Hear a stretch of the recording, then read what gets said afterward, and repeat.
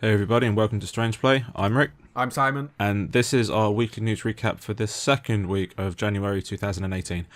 Now, we did something a little bit different last week. We did a recap of the entire year of 2017 with the biggest news stories and all the games that were released for that year. So this is actually our first news show of the year when things are getting back on track. So we've got 4 interesting stories as always this week, and the first one is something that I know that Simon himself is very interested in. Yeah, I'm pretty interested in this one. Burnout Paradise looks like it's going to be getting a remaster. So a while back, Brazil had a bit of a leak on one of its websites, and it was sort of raised eyebrows. People were like, "Oh, that's interesting," and several reports are starting to come out from, I think it's the Japanese websites that have come out with the Burnout Paradise HD remaster, titled tentative, as they've dubbed it, which is going to be released on the 16th of March for about 26 quid, which is like 4,104 yen. So yeah, I mean, it's such a weird thing to bring back, because they sort of swept Burnout under the carpet in lieu of, they brought Need for Speed, they brought that to the fore. And it's such a weird thing, because I always thought Burnout was the better of their sort of, open world races. I'm saying open world races, but the all like aggressive, high octane arcade races. And to where it's coming back is like, it interests me, and it also fills me with the fear, because EA, as we know, have a really, really bad reputation for fucking cramming fucking loot boxes and shit that don't need to be there. And yeah, there were a little game called Star Wars last year that absolutely went mental with it. I'd never heard of that story. I know. They were really good at damage control. No one massively. Really paid any attention. So yeah, that stuff worries me. But otherwise, I think it might be one of those games that I actually pick up just because I think it is the best open world racer I've ever played. So fucking good. So it's been 10 years since the original game came out, right? That's right, yeah. It came out in 2008, yeah. But I'll be honest, I've never actually played a Burnout game. Wow, how the hell have you managed to avoid them? They're racing games. They're not my kind of game, really, are they? Yeah, they're not racing games in what you'd expect a racing game to be. Okay. Each game sort of added another a string to its bow. So, like, the first one was a bit shit. Burnout 2 was all based around, racing riskily to build your speed up, and the third one was based around, it was basically a car equivalent of a fighting game. Okay. It was ridiculous. And then when Paradise came out, it was like a greatest hits set in an open world. Okay. It was fantastic. Really, really fucking good. I hope it does well for them, and I hope it ignites a fire under EA's ass to fucking get more Burnout games out, because there's not enough fucking of these just stupid, no consequences, drive like a lunatic games out anymore. We don't really have that. I think the word you're looking for is fun. Yeah, that's it. It's stupid. The bombastic, the no-brainer arcade games that you put in, you have a session on them, and you don't need to think or anything. It's just, like you say, you have fun. Yeah. And that's the most important thing that I think a lot of these open world games are missing from. I don't enjoy the Need for Speed games. I didn't really enjoy the Forza Horizon games. They're a bit poor-faced. You don't need to be so serious all the time, with your fucking licensed cars and your beautiful vistas. You just need a fucking... Well, I think the thing with, like, the licensed cars in games like Gran Turismo is, like, it was the creators of the cars themselves that wouldn't let them have damage and stuff because they didn't want their cars to be damaged. Yeah. Or something like that.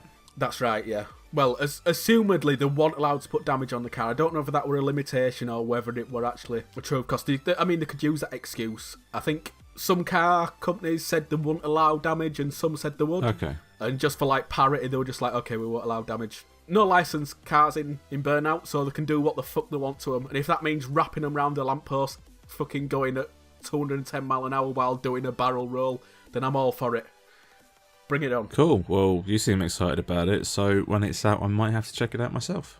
And sticking with the theme of remakes and ports and stuff, Nintendo just had a Nintendo Direct Mini, and they revealed that the year in store for the Switch is full of remakes, ports, sequels, and DLC. Now that may sound like I'm complaining, but I'm really not, because the games that they've shown are absolutely fantastic. So to break it down, the remakes that they showed off is The World Ends With You, which is one that I'm really looking forward to, because... Well, did you play The World Ends With You? Oh yeah, The World Ends With You, yeah. Yeah, so do you remember the battle system where you controlled one character, I think with like the D-pad, and the other one with the stick, like with your stylus? Yeah.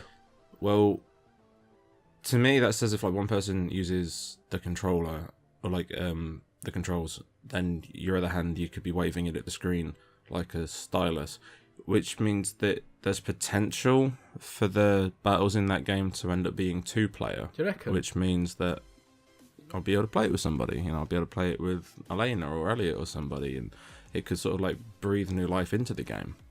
Yeah, I'd have to ponder that over. Yeah, I think you could be right. Secondly, we have Hyrule Warriors Ultimate Edition, which brings all the content from Hyrule Warriors on the Wii U and the Nintendo 3DS and mashes it all together into a game with better graphics and hopefully better frame rate. But most surprisingly, out of all of these things, we're getting Dark Souls Remastered. I know, this one's insane, isn't it, for some people? They've been waiting for this for a long time. Oh, would have saw that. Not me. It'll be interesting to see how the Switch deals with it, because... Have you played Dark Souls? Yeah. Did you get to Blighttown? You played through Blighttown? No, I don't think so. Oh, God. I played on the 360, and going through Blighttown was horrendous. Borderline unplayable. It dropped so many frames. Where was Blighttown? Blighttown is where you got poisoned. You're getting poisoned all the time. Is that the place after the basilisks where like the buildings are really close together and like it's tight corridors and stuff? I think that's the slums that you're thinking about when you go down the stairs. Yeah. Oh, okay. Yeah, it's a little bit further on from that. Oh, so I was nearly there then. Yeah, it ran like shit. It was awful. A lot of people will defend it. I fucking won't, cause I hate seeing games run like shit. Yeah. I just can't be doing with that, and it worries me that is the Switch up to it? I don't know. Like, are they gonna like the Switch is more powerful than the PS3 and the 360? I think the thing is though, like, are they gonna try and keep the level of graphics up to a point where Blighttown's still fucked, or are they gonna rein it back in a little bit so it's not gonna have performance issues, when it hits that part of the game? Because it really is. Like they might do something where they keep the graphics the same as on the PS3 and 360, kind of like with Skyrim, but then use the rest of the processing power of the Switch to sort of make it run better and make it play a bit better. It even runs bad on PC as well. Really? It's a terrible area.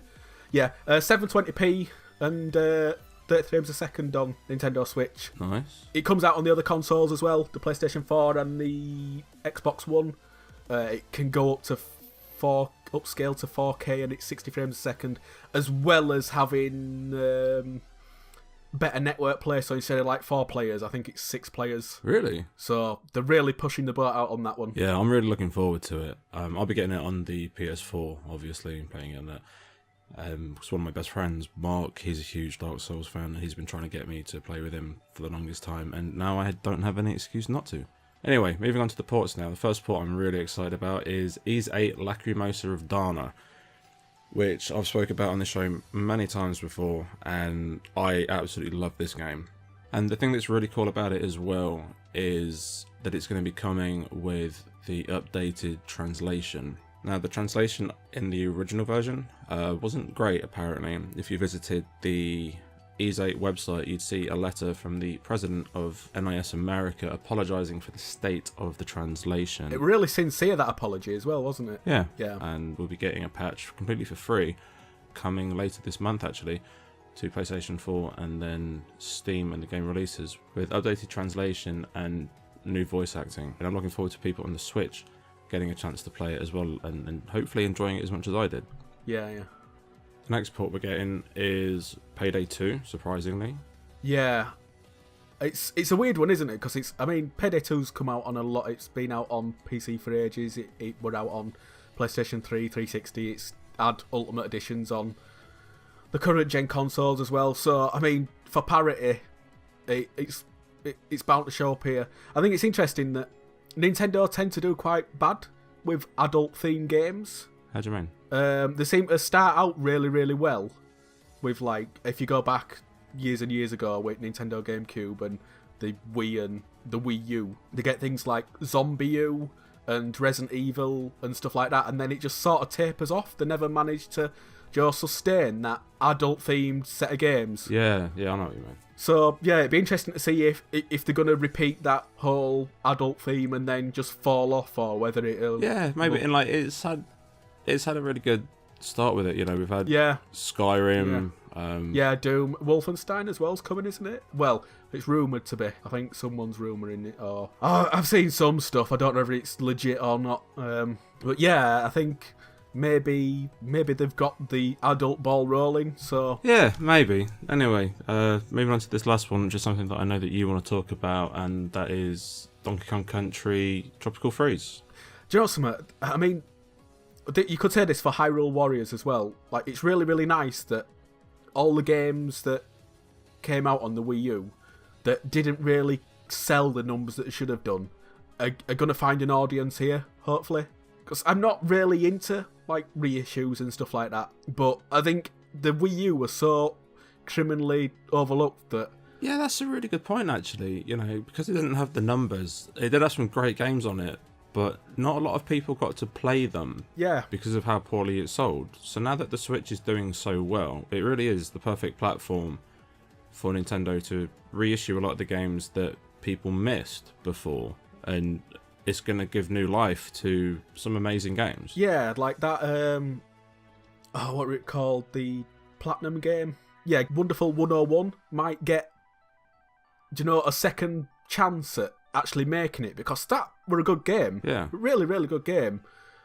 And I think for the Wii U games to, have a second lease of life where there's actually an audience for them to be played and, garner some respect is I don't begrudge them that, because they got a raw deal.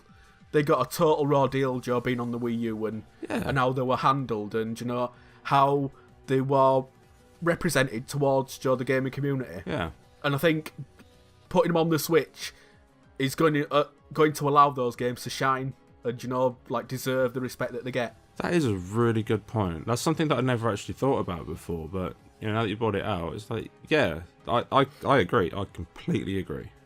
Anyway, carrying on with the direct announcements, we now move on to sequels. Well, they're not really sequels, but they're part of existing franchises, and this is the first title on the Switch, so I'm going to call them sequels. So for that we have Kirby Star Allies, Mario Tennis Aces, and SNK Heroines Tag Team Frenzy. And to be honest, these are the ones that I'm really not that fussed about with this direct. So, what do you think?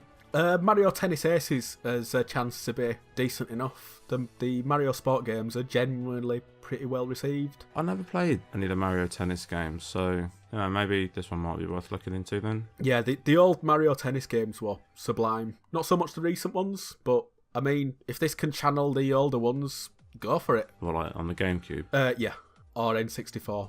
We're also getting some DLC for Super Mario Odyssey, featuring Luigi and a strange balloon game. Mario and Rabbids is getting DLC featuring Donkey Kong, and Pokken Tournament DX DLC is coming out, and I can't actually remember what's in that one. So we're going to move on to the two original titles that are coming out on the Switch. The first is Faye, and it looks absolutely fantastic. Yeah, Faye does look. I think that's the sleeper hit of this year, myself. Faye. Yeah, that...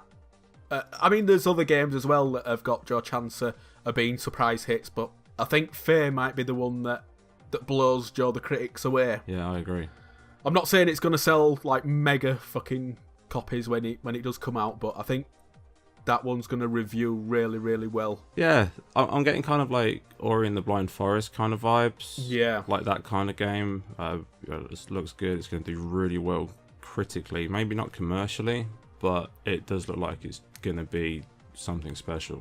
And then there's Celeste, which again looks cool. Not as cool as Faye, but I like the idea that you can change the difficulty settings and help yourself a little bit till you get to learn the levels, and then you can sort of knock the difficulty up a little bit.